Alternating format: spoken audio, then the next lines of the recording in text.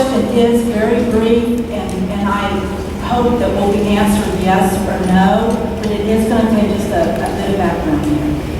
Tonight, my question concerns something very troubling I learned firsthand after serving for 16 months on a comprehensive planning advisory committee for the town of Prosper. Texas is currently not operating under a representative form of government, regardless of what is perceived by the average citizen, many GOP conservative groups, conservative leaders, and elected officials. We are under regional governments via COG'S, councils of government, and MPOs, Metropolitan Planning Organizations, comprised of boards and councils of appointees. This system of regional governance is pushing a federal centralized agenda, and dare I say, gentlemen, international policy from the UN, and implementing this policy at the most basic level of government in our Texas cities, towns, and counties. This usurpation of our representative government is happening daily. It is extremely effective in operating completely unencumbered by successfully bypassing the voting citizenry, and I contend even the legislature. Stanley Kurtz for National Review just wrote an article on this, if you'd like to Google it, on how regionalism is allowing the Obama administration to work at breakneck speed against liberty and freedom in this country.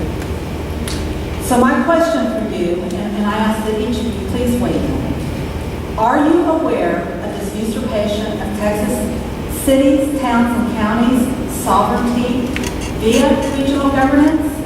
And two, why is the UN definition and policy of sustainable development quoted verbatim from a UN document called Our Common Future? Why is this language on the North Central Texas Council of Government website, to which taxpayer money flows into that government entity? Why is it on there, and do you see that as problematic? Thank you.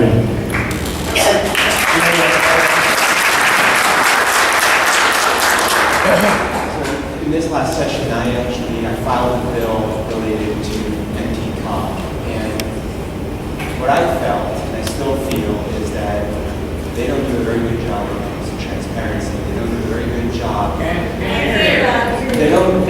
I filed a bill in the last session related to transparency related to NTCOG, which is the North Central Council of Government. It's my opinion of then and now that NTCOG doesn't do a good job when it comes to telling people when the public hearings are, what the minutes are, putting all their information online. They don't do any of that. So I filed a bill to stop them from doing one thing in particular, and that's NTCOG also comes into non-disclosure agreements. It goes into NTCOG. They get into a lot of non-disclosure agreements with local municipalities and so forth. And so my bill, what it would do is it would say that they can't get into these hidden agreements with municipalities. So yeah, I do feel as if NTCOG has overstepped its bounds. It's a construct of the federal government. Thank you. Is that better? So NTCOG, I think what it is basically it's a construct from the federal government. But there are statutes that relate to it here in Texas, so we can affect it. We can ask them to not get into certain agreements. We can ask them to provide more information to individuals. I have seen in a lot of local cities, for lack of a better word, Agenda 21 is really starting to take hold, where they're starting to say, hey, cities are better, or rural areas are better, or these types of roads are better. And it is, I think, pushed down, quite frankly, from other countries. So, again, I filed a bill that I thought would address some of this, and I'd really like to work on those in the next session as well. And in the interest of time, I'm going to keep my answer a little short. I agree with everything Gio said, but yes, I do agree it's a problem. We need to keep fighting that on. Do you agree with the UN verbiage on that website? I haven't seen the verbiage, but what you described, no, I do not agree. On the verbiage specifically, I don't think it's ever a good idea to quote the UN.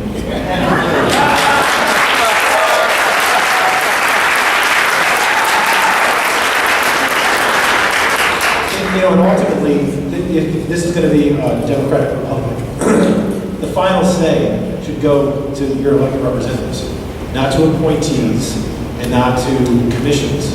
I mean, the people that you directly. So if you don't like what we're doing, get rid of us and get the people in, not appointees. And I hate those layers. You see it a lot at the city level. I was on the city council where we would form these boards, and then only the board members could elect their executive director, and it was hard to get at that person to change things.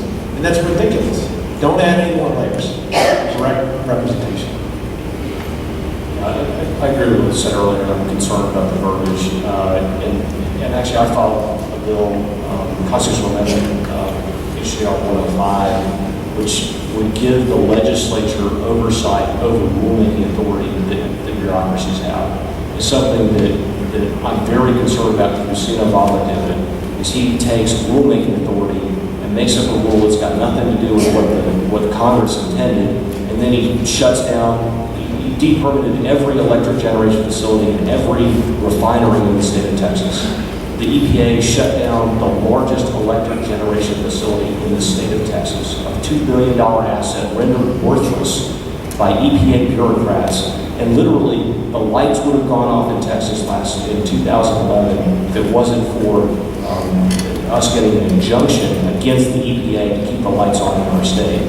And so trying to rein in a runaway executive, I think the legislature needs more control over what these bureaucrats are doing. And I'm concerned about power going from the people to their elected representatives and then out to a bureaucracy where it's no longer accountable to people. We don't have control over that anymore. And I'm trying to fight to get that. And you can believe it. One of the moderate Republican chairmen said to me, Van, I just don't know if the legislature is smart enough to have that kind of power. We need to trust the bureaucrats to write the rules. We need to get out of there. I said, no way. We need to stand up for the people. That's what we were sent here to do, is to fight for the people of Texas. I'm going to fight for them.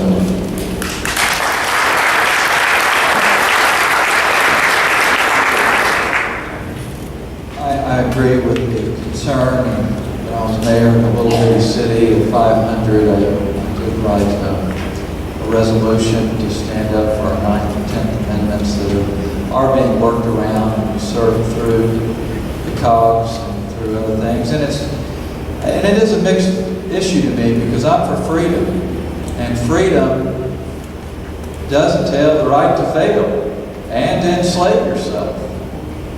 But it is also the policy, the duty of the legislature to limit what cities and counties can do. And I think they can require that they be transparent. I think that's a huge issue.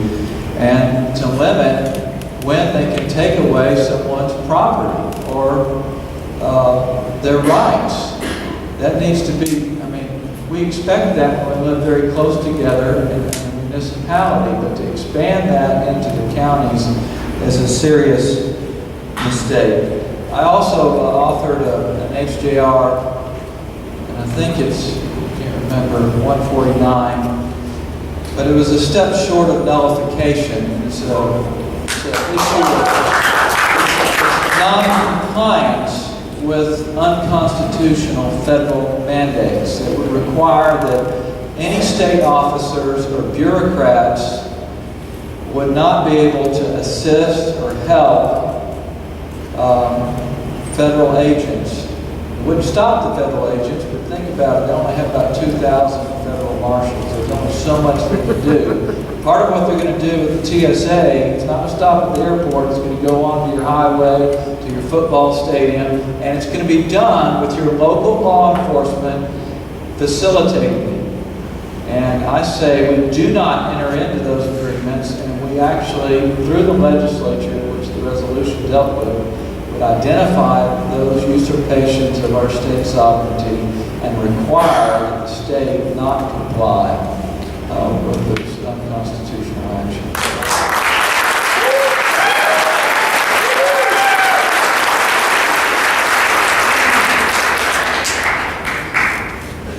Dan, thank you for bringing that. Can you hear me? Thank you for bringing that to our attention. And like all the gentlemen, all the representatives here, I too see that as a problem. We had a bill, I think it was HB 14, speaking on the aspect of transparency of local governments that I had an opportunity to join author this bill and lay it out before the appropriations committee. And this would require all municipalities, cities, to put their debt and their debt service online so that the people see what was going on. Because transparency, you would think that it would be a term or be a principle that legislators or people would say, yes, we do need transparency, that's our job. But this bill, HB 14, was killed on 2 points of order 2 different times. So this is a problem. And so thank you for bringing that to us.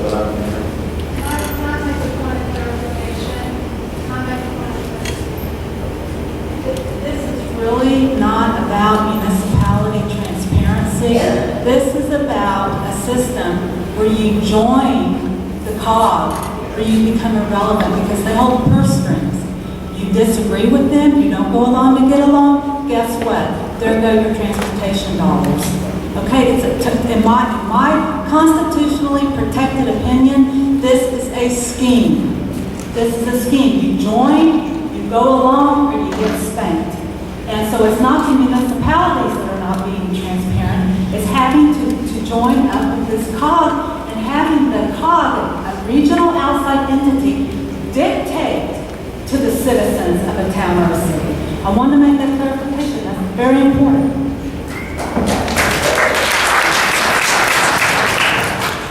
I like what you said, Ann, my constitutionally protected opinion. I love that. These COGs were probably formed with good intentions in mind. Daniel Webster had something to say about good intentions in government. He said this: "It is hardly too strong to say that the Constitution was made to guard the people against the dangers of good intentions. There are men in all ages who mean to govern well, but they mean to govern. They promise to be good masters, but they mean to be masters." Our office is currently working on some legislation that would create a commission that would go and look for regulations that were put forth by agencies that exceed legislative intent.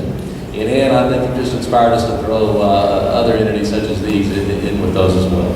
And once they find those, they would then present those to the legislature for nullification is not the right word.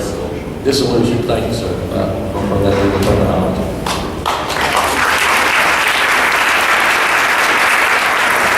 I just want to mention one quick thing on this. I want to thank the Tea Party specifically, and people like you, Ann, and Brett, and Wayne, and all of you as activists for bringing an issue like this to our attention as legislators. One of the things that Tea Party does so well is shine light in dark places. And establishment politicians like dark places. Agenda 21, C-scope. These are issues that now are hot button issues that we're working diligently on because of you. And I just want to say thank you to all of you for your work on this.